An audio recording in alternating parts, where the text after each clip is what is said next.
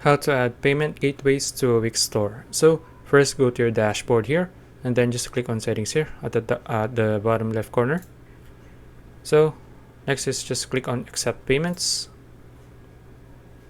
Then choose any of the payment providers here. So let's say I want to use this one, first one.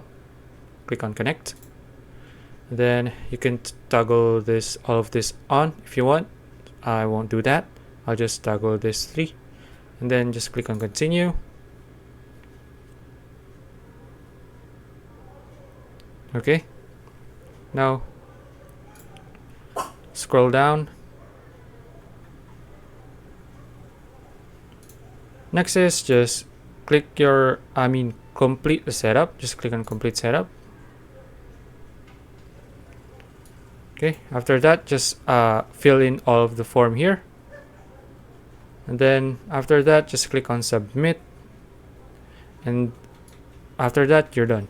If you found this video useful, please like and subscribe for more videos like this. See you in the next one.